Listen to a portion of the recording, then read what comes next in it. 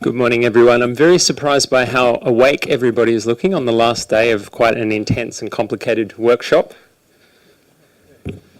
So I'll try not to send you to sleep with a discussion about governance, which is often presented in quite boring fashion, especially by myself. This is a photo of a flight that I was catching north from Balikpapan in Kalimantan on the way to Malaysia. And I like this photo because it's illustrative of several things. One, the very strong interconnections between coasts and oceans. So when we talk about ocean accounting, we can't forget that the land element from a governance perspective is incredibly important. And I need the clicker. Thanks.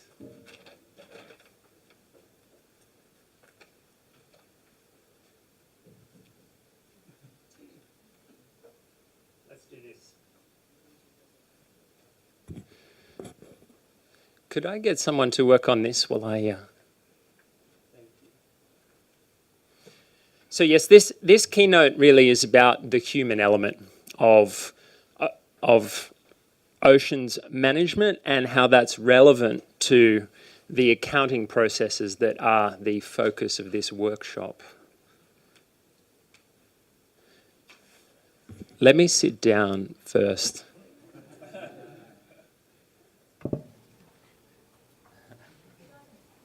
Oh, it's working? Good.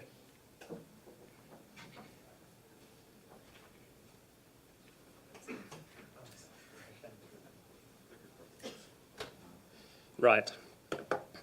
So yes, we've heard a lot about this, the scientific background that's relevant to this challenge, the statistical challenges, the data integration challenges.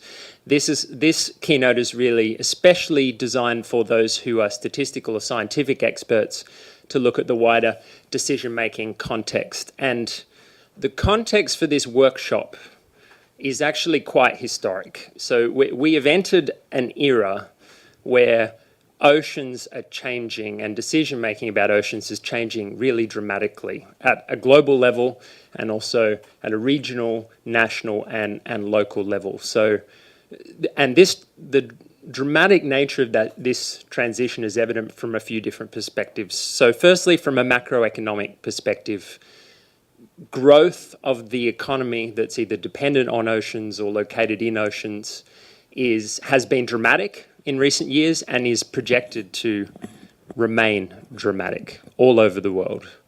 And the OECD has done quite a bit of modelling investigation of this, and their recent conclusion in their Ocean Economy in 2030 report, which many of you will be familiar with, was that ocean industry value added at a global scale is projected to double by 2030. So this is going to have dramatic consequences for how we manage our oceans and coasts. The figure they gave in 2010, gross value added, was 1.5 trillion. That's in their modeling under certain scenarios. That was projected to increase to $3 trillion US dollars. And I had a very good conversation with PEMC colleagues this morning, which was quite illuminating because the figure they reached for the Asia Pacific region alone, only selected countries, was 1.5 trillion in 2015. So that highlights that we still have macroeconomic measurement challenges related to this. Much depends on how we define the ocean economy. But putting that to one side, all the trends point towards dramatic growth of ocean activities of an economic nature. This comes with a very important caveat. Meeting demand for ocean space and resources is going to be, and this is, I think, personally quite an understatement, challenging because the ocean is already under stress. So our growth prospects in the ocean economy could be dramatically undermined if we don't change the way we manage the crucial natural capital assets of our ocean environment, because ultimately they underpin the growth prospects in all ocean economies. So lots of growth predicted. That growth is accompanied with a structural change in the ocean economy. Historically, ocean economies were very much focused on the usual suspects: offshore oil and gas, particularly in the post-war era, fisheries, and shipping. And these activities, at least in a spatial sense, didn't often conflict with one another. But the ocean economy is becoming increasingly diverse from a sectoral point of view, and the established sectors, these are the ones that I've listed on the left-hand side, so things like capture fisheries, seafood processing, shipping and ports, shipbuilding, etc., etc., etc. Not forgetting, taking up the point from yesterday, the very important informal sectors in the ocean economy. These are being increasingly accompanied by rapidly emerging sectors. So aquaculture, we reached a tipping point in terms of aquaculture over the last decade, where as much fish for human consumption is produced from fish farming as from wild capture fisheries. So that was a very historic global transition. Offshore renewable energy, we are building large-scale infrastructure offshore in a way that never happened previously. Maritime safety and surveillance, there are emerging biotechnology sectors, mining, etc., etc. So the complexity and diversity of economic activity is increasing concurrent with dramatic growth. So that puts stress on conventional management approaches to our oceans. An example of this, which turned up on my Twitter feed yesterday, so this is from Namibia, posted by the African Mining Vision, and this is a nascent offshore diamond mining sector in that country, in southern Africa. So this is a very practical example of activities that were never considered as part of the ocean economy even a decade ago, which are now emerging and competing in this mix for space and scarce natural resources. The economic activity acceleration related to our oceans is accompanied by dramatic population movements towards coasts. There is dramatic growth of coastal megacities around the world. This is a photo of Shanghai. And this is one of the drivers of both pressures on the ocean environment and the increase of economic activity, for example, tourism and the need for urban infrastructure on our coasts. That trend, as this recent study illustrates, is very much concentrated in the Asia-Pacific region. So you can see here dramatic projected growth of coastal populations over the last few decades and continuing to the delivery date of the Sustainable Development Goals. This creates another management challenge. The coastal environment is becoming much more heavily populated. With population and economic activity comes environmental impacts. Plastic is very high on the global political agenda. That's unsurprising given the impacts it has all across different trophic levels of marine ecology. It's very damaging for all kinds of organisms that we rely on to support our health and well-being. And there's many other pollutants. So nutrient runoff from agriculture is another big issue which connects oceans and coasts. So as a consequence of accelerating activity related to the oceans, there are more damaging inputs into ocean environments.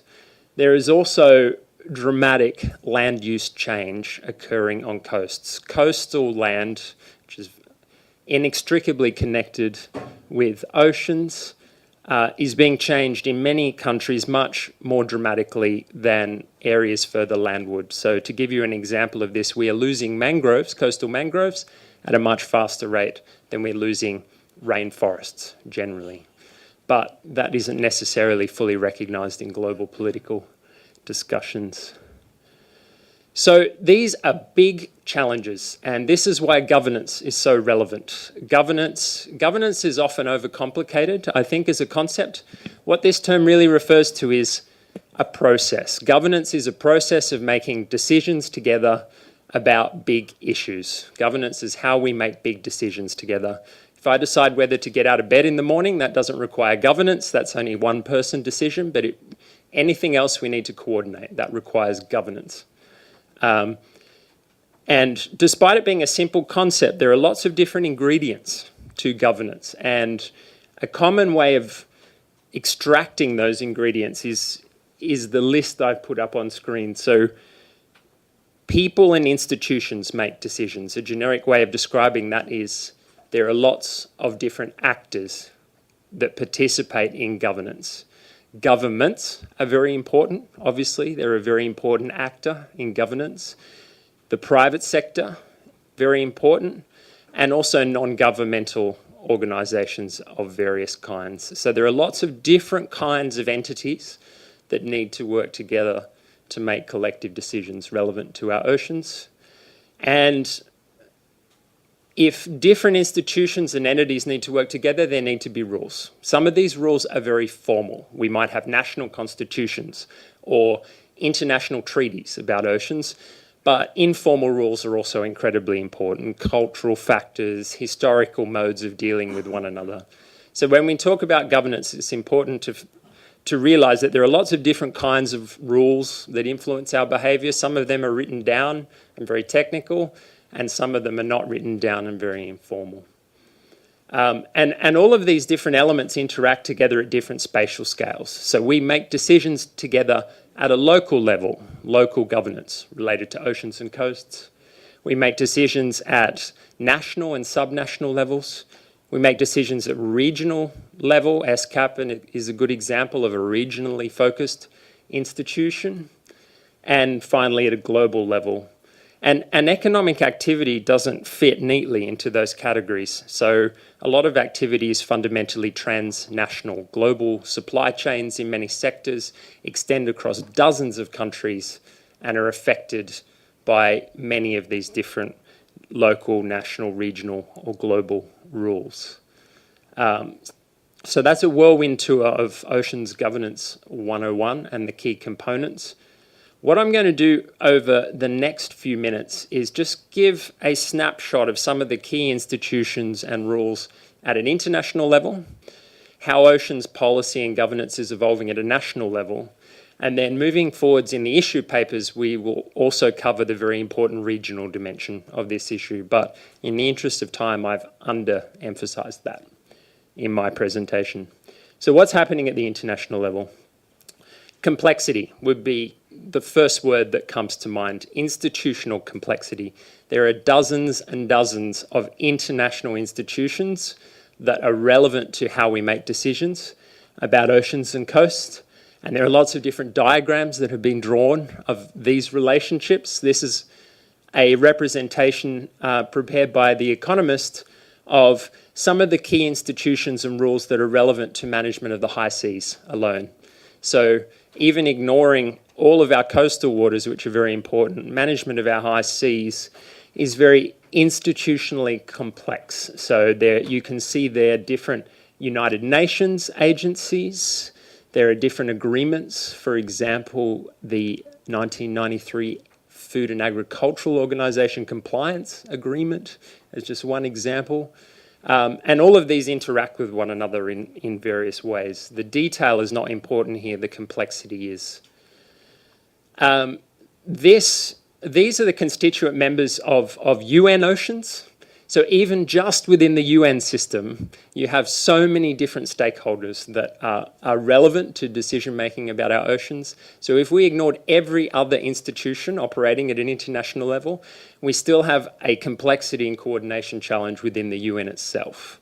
And the diversity of participation in UN Oceans is a good example of that. This is some very cool research that Michael Bort was showing me a few days ago, and it is more holistic. So these diagrams focus very much on formal relationships between different institutions at an international level. This is looking at a more informal level at who says on their website that they collaborate with one another. This is very inclusive as a representation of all the different kinds of organisations that participate in oceans governance. And you see the interconnected role of national governments here, the role of major funding institutions like the Green Climate Fund or the Global Environment Facility. The influence here and the collaborative role of non-governmental organisations is very important. So some of the major NGOs, CI is represented here, WWF, the Nature Conservancy, they are crucial global brokers of international consensus related to certain aspects of how we manage oceans. So this is not necessarily a purely governmental dominated arena at the international level, and again, very complex. So that's the institutional framework. What about the rules? So complexity in terms of institutions entails complexity in terms of rules, and there are literally thousands of formal agreements that are relevant to how we manage oceans at an international level. Here is a broad description of them. So right at the foundation of how we manage oceans is the basic features of international law. This is the most formal set of rules we have that really represent, to use Ambassador Tommy Koh from Singapore's words, the constitution for our oceans. So we have the United Nations Charter, we have basic international rules. There is a whole constellation of agreements related to management of the environment generally that also apply to oceans. A good example of that would be the Convention on Biological Diversity. Doesn't only apply to oceans, but is very relevant to oceans. So these international agreements on environment and development, often referred to as MEAs or multilateral environmental agreements. There's also many agreements related to international trade and investment. So the whole World Trade Organization architecture, as an example, has major implications for how we manage oceans. The international trade in seafood products, for example, is very much affected by many different international agreements and trade rules established by the WTO and other bodies. Then we have, as a subset of the basic international law, there are many international agreements described collectively as the law of the sea. And the most important of those is the 1982 United Nations Convention on the Law of the Sea. There are many other agreements managed by different organisations that are built on that foundation of the 82 Convention. And then obviously we have lots of national constitutions and legal systems in every country in the world. In some areas there are also regional structures that are very important, the European Union, ASEAN, and many others. So what do these rules say? This diagram is a very rough depiction of what countries agree they're allowed to do in different parts of the ocean. So on land, international law says that a country has permanent sovereignty over its resources. Sovereignty, to cut a long story short, essentially entails exclusive rights and control. So no one can tell a country what to do in relation to resources located in its territory. That is subject to the sovereignty of the relevant country. When we go offshore, things get a little bit more complicated. So countries under the 1982 Convention are entitled to establish a series of zones which they're allowed to control to various degrees. And the first of these zones is called the territorial sea, which extends up to 12 nautical miles. For those not nautically inclined, that's roughly 24 kilometres. So roughly 24 kilometres offshore, about as far as you can see, sometimes a bit further depending on the weather. There is sovereignty over resources for that country and sovereignty over all other issues, but there are exceptions. So there is freedom of navigation in the territorial sea. So vessels from other countries, registered in other countries, are allowed to sail through territorial waters, or navigate more accurately in the modern world through territorial waters, as long as they don't interfere generally with the rights of the coastal state. So in the territorial sea, control over oceans is quite strong. It gets slightly weaker when you extend out to what is probably in spatial terms the most important zone, which is the exclusive economic zone. And concurrent with the exclusive economic zone focusing on the seabed is the continental shelf. So these zones extend up to 200 nautical miles, roughly 400 kilometres offshore, or further in special cases for the seabed. And countries do not have sovereignty over these zones. They have a subset of sovereignty called sovereign rights over specific things. So sovereign rights over energy resources, sovereign rights in relation to fishing, sovereign rights in relation to many of the key activities that are important economically offshore, but there is strong freedom of navigation in these zones. And then, of course, beyond those zones of national jurisdiction, you have the high seas and the deep seabed. The paradigm here is that no single country is entitled to control activity in those areas, except for the activity of its own vessels, unless, of course, countries agree otherwise. So international fish stocks are managed on the high seas, in many cases very collaboratively, but if there was no agreement about that, no single country could control those resources. So we have a series of zones with different packages of rights. Also very important is port state jurisdiction. So a lot of activity on our oceans is controlled by the fact that countries are entitled to decide who enters into their ports. And as a condition of port entry, you can do a lot of things. You can demand document trails for fishing activity. You can demand navigational data where the vessel has been, and several other things. So major ports around the world can have a large influence over ocean activity as a condition of port entry. That's very relevant to the management of Antarctica, as a side note, because it's very difficult to go to Antarctica and Antarctic waters unless you call it a small number of ports. So those port laws and port conditions have a big influence on activity surrounding Antarctica. Right, so what does this conceptual diagram look like in the real world? These are the 200 nautical mile projections from all of the world's coasts. So this gives you a rough indication in dark blue of what countries control more directly, and in light blue, all of the many areas that are not subject to national jurisdiction.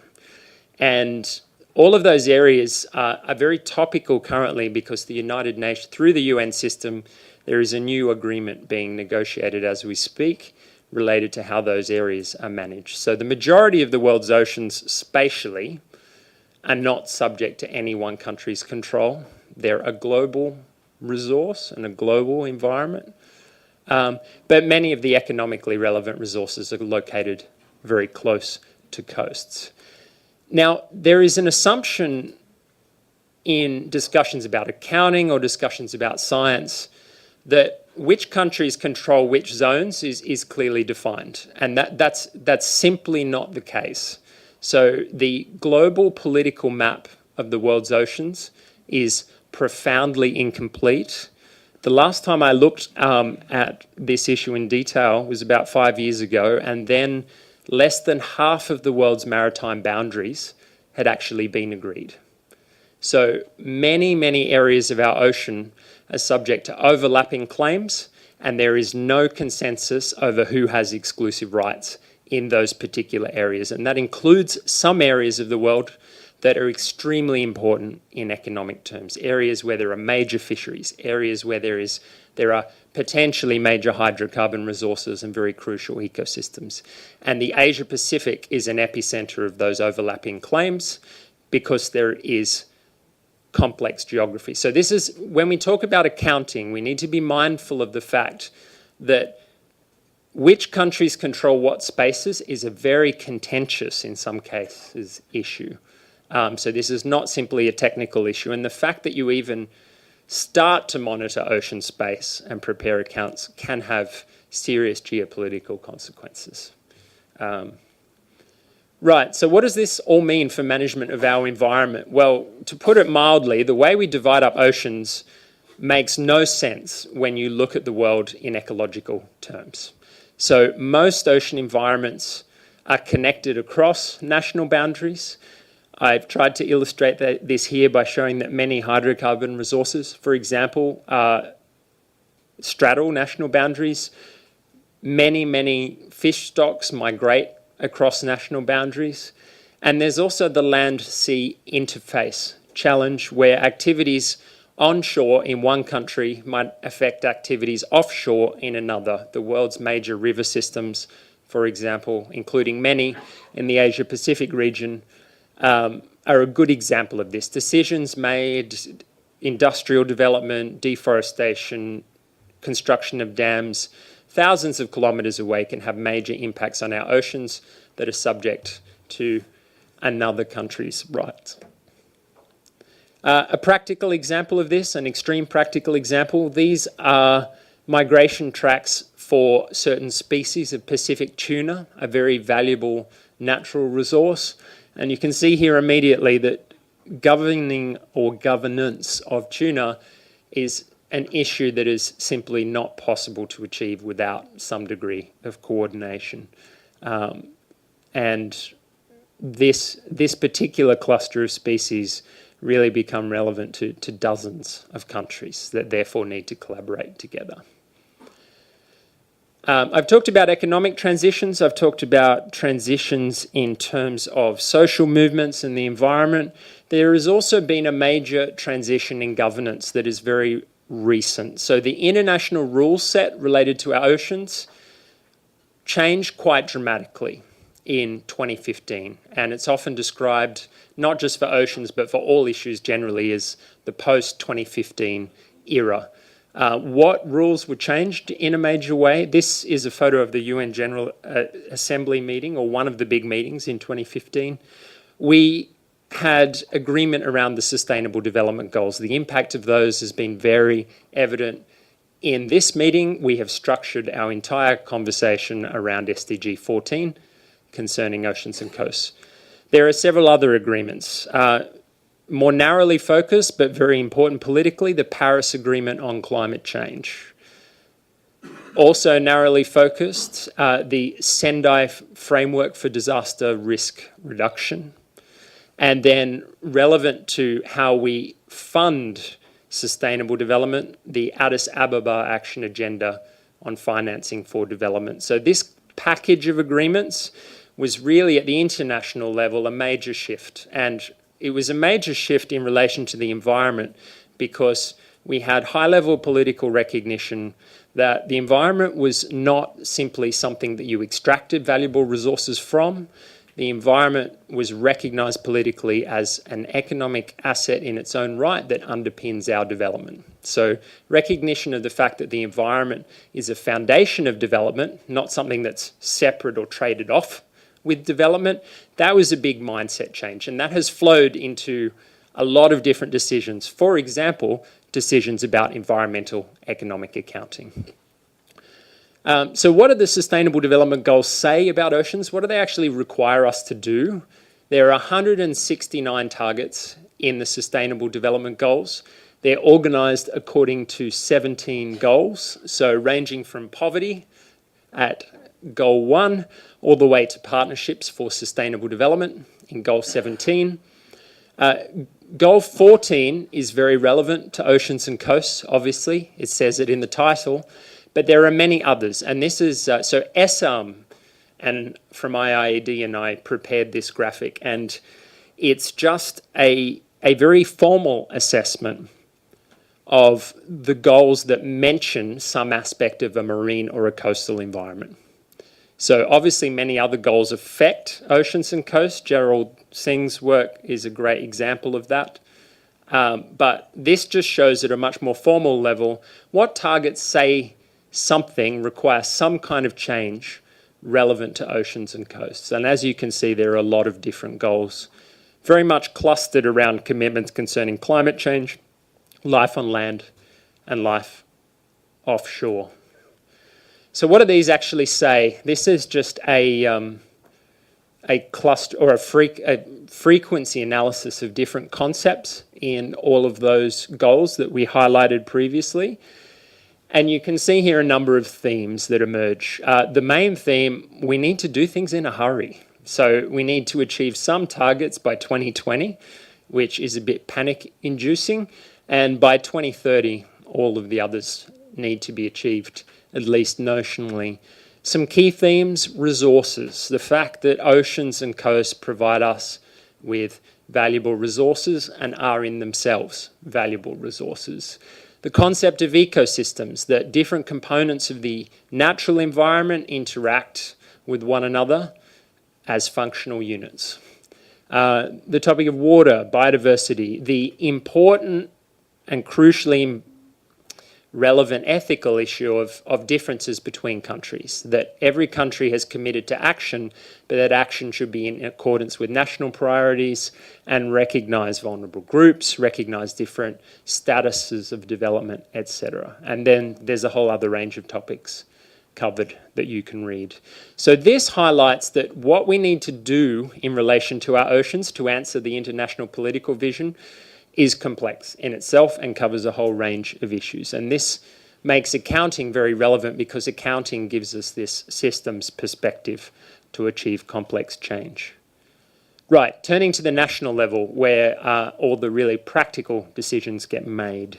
And obviously national governance is shaped by international commitments.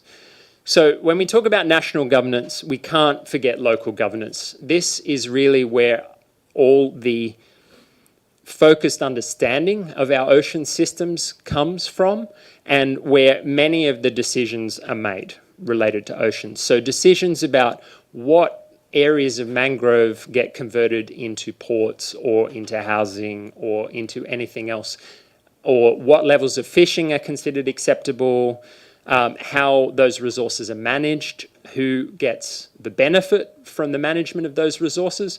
Much of this happens at a local level, and this is an example of a project looking at coastal management, community coastal management in Timor-Leste. So we have to remember that despite the fact we're operating in a big UN meeting and thinking about these grand international ambitions, those have to be boiled down into practical action at a local level, and that includes accounting. It's relatively easy to coordinate across different kinds of decisions at a local level.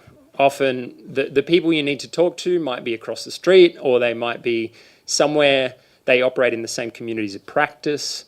At a national level, especially in bigger countries, that becomes more complicated. And the way we manage oceans in many countries is incredibly siloed and not coordinated as well as it could be. This is an example from a recent UK government strategic review of oceans policy titled The Future of the Sea. And what it's illustrating here is across in the columns the major government departments. So you have the Department for Business, Energy and Industrial Strategy, the Department for Environment, Food and Rural Affairs, etc., etc. And then on the rows, we have different kinds of issues and industries relevant to our oceans. And what this illustrates is that oceans are the responsibility of so many different parts of government, and that requires coordination if we're going to make effective decisions. And that's a real challenge because historically, different ocean sectors were divided up and didn't interact with one another. So the people who managed shipping didn't talk to the people who managed oil and gas, didn't talk to the people who managed fishing, didn't talk to the people who managed agriculture, etc. And this is a real challenge at a national level, and many countries, we've heard some good examples, for example from Vanuatu yesterday, of initiatives that try and link all of these different clusters of decision making together. And here is a non-comprehensive list of some national strategies for ocean-based development that attempt to be holistic and coordinated in nature. So in recent years, we have seen a little bit of a revolution in national oceans governance, where people are starting to talk about the ocean instead of different bits of the ocean economy. And so the term blue economy is very popular these days. And that's more of a principled statement evolving from the green economy. So the idea of sustainability is somehow included in that in many countries. But really what we're talking about less normatively is countries are starting to coordinate. So, and this is just a list of some of the countries that are starting seriously to have integrated national ocean development strategies. And obviously, many private sector actors that operate across countries are relevant to this policy making. Some of this coordination is influenced by all of the international commitments, and how you implement all these international commitments, especially the post-2015 commitments, poses a coordination challenge of its own. So under the Sendai framework, countries are required to have disaster risk reduction strategies that relate to oceans. The Convention on Biological Diversity and the Aichi targets require strategic action plans for biodiversity. The Paris Agreement has nationally determined contributions. The SDGs have a different process of implementation. And then overarching all of those is the wider context of the Sustainable Development Goals. And this in itself is a big governance infrastructure challenge. And this is where accounting becomes relevant, because if you're going to report on all of these commitments and monitor these commitments efficiently, you need some kind of infrastructure to be able to do that. And you need a framework for doing that. Otherwise, there's a big risk of duplication of resources. You might compile one report for the Paris Agreement using one data set, another for the SDGs, and you could be doing that more efficiently. This diagram shows some of the connections, building on the previous diagram, between the system for environmental economic accounting, the system of national accounts, which almost every country in the world implements, or variations thereof, and how they enable us to organise a lot of environmental and economic data related to oceans or any other issue. So those that data set, that broad data set and range of data, is illustrated at the bottom in light grey. That feeds into supply and use tables in an accounting framework. It feeds into asset balance sheets. We can take information out of existing national accounts that is relevant to international reporting. And all of that provides a foundation for monitoring progress through indicators and other means of data simplification and analysis. So you can think of accounts as more than accounts. We're building a reporting infrastructure for this international political vision that we've all signed up to. And then a lot of the accounting that we're talking about is influenced by this general idea of natural capital. And the idea here is that the environment in itself is a valuable asset, and that we need to manage it and recognise and value that in appropriate ways. A lot of national strategies related to our ocean are evolving in a way that starts to properly recognise the economic asset importance of our oceans. And the strategies that I showed previously, so obviously to varying degrees, but a lot of these are influenced by this idea that if you invest in management of the environment, that will yield greater returns, which can then be reinvested in a virtuous cycle to improve everybody's quality of life and economic prosperity. So this is a mindset. It's very conceptual, but it's hard to underemphasize the power of this, because the prevailing mindset of how we managed any environment for so long was very extractive. And now we're starting to manage the environment in a way that actually recognizes that it is a capital asset that underpins our future prosperity, not just a source of resources. And this conceptual idea that we need to manage the environment as an asset has flowed into lots of specific policy measures and governance measures at a national level. So protected areas policy is a good example. This is the Sundarbans cluster of protected areas on the border of India and Bangladesh. So we're seeing a growth in efforts to spatially protect crucial areas of ecosystems, consequent on the services they provide. Better local marine management, so at a local level, greater coordinated stewardship of ocean resources. This is an example from Madagascar, where there has been an increase in community-managed fisheries, where certain areas are set aside at certain times of year to maximise the fish stock return. That's a very common management paradigm in the Pacific and many other areas of the world. So a growth in governance structures to enable communities to come together to manage their resources. And we're starting to plan the offshore domain in much more sophisticated ways. And it's unsurprising we've started to do that because we're building a lot more things offshore. This is a fantastic example of a combination of low carbon infrastructure and fisheries production from coastal China. So you can see the scale of these solar arrays because by looking at the vessel that's in the bottom right-hand corner. So this is I really like this example because it's sophisticated co-location of assets. Rather than just building things in an ad hoc way, we're thinking about taking advantage of the three-dimensional nature of ocean space. We're generating clean energy above water, and then we're generating fisheries resources underwater. But you can't do this without planning and coordination, and we need structures and institutions to do that. We're also all around the world starting to plan more carefully in cases where there are hard trade-offs between different kinds of infrastructure. So this as an example of large wind farm development in Europe, and wind farms do not mix with submarine cables. We need submarine cables to run the world's internet, and we need more renewable energy.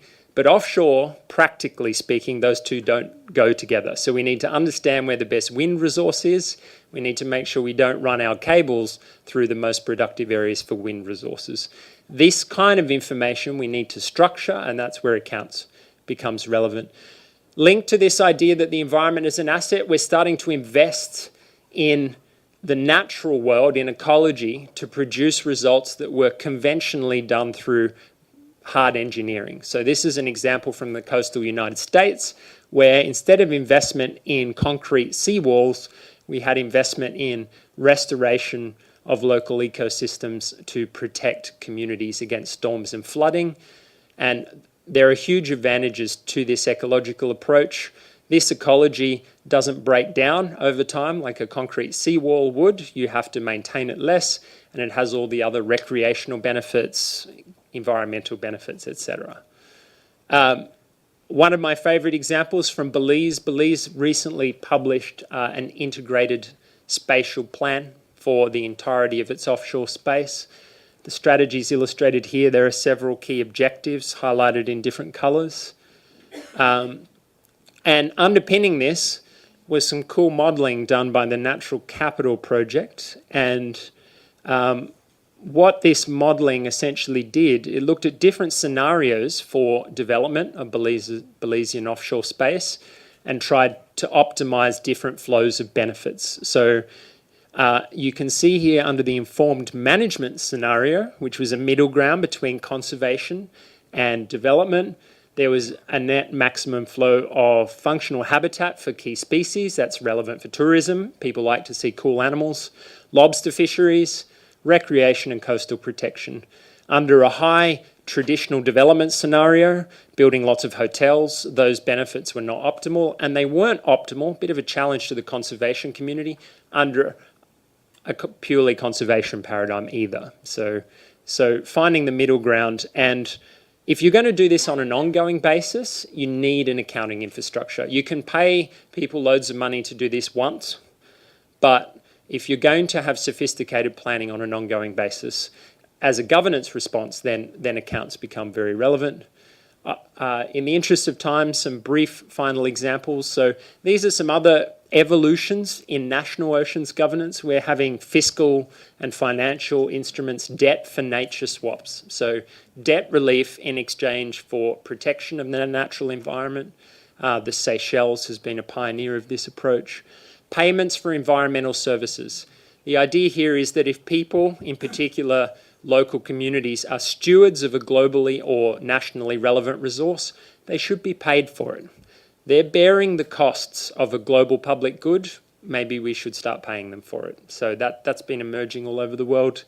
green, blue, and climate bonds. So debt-related finance for development, various fiscal reforms, biodiversity offsetting. The idea that if you develop major industrial infrastructure, if that undermines a natural capital asset, you need to try and replace that natural capital asset somewhere else to have net maintenance of wealth. This has a lot of scientific challenges. You can't swap in and swap out ecology like you can with some built infrastructure. So it's not without difficulty, but is an emerging approach.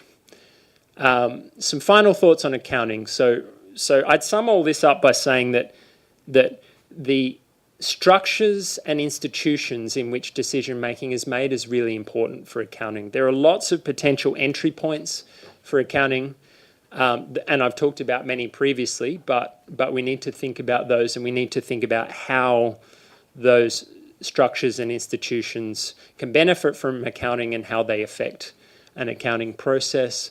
The rules that decision makers apply are important, and there are many governance challenges. I won't go into these in detail because they've already been discussed, but things like data ownership, technology licensing, data partnerships. The big business of science is frankly a big ethical problem that universities need to think hard about in a lot of countries.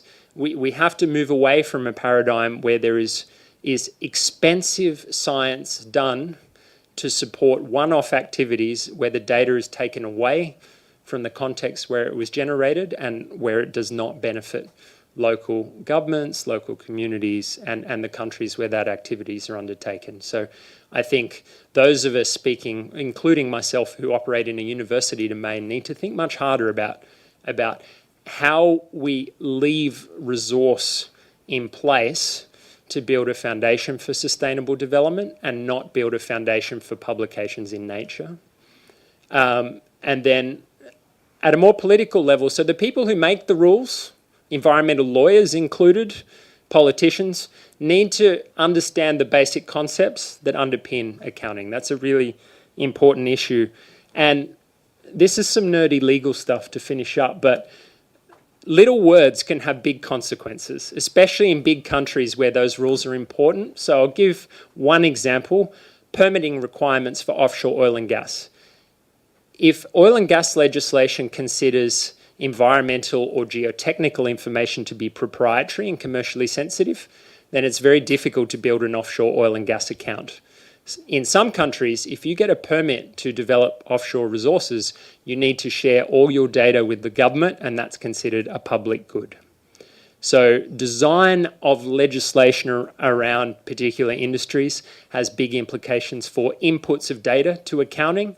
Also, the design of objectives of environmental legislation. So these are anonymized and edited real-world examples. So environmental impact assessment. If a minister only has to consider site-specific biophysical impacts, then that misses the full picture, and they might not be that interested in accounts. You can just compile a one-off study of how much mangrove is going to be cut down. But if you require that minister to consider wider impacts on the environment, including ecosystem goods and services, then to deliver on that, you're much more likely to need an accounting infrastructure.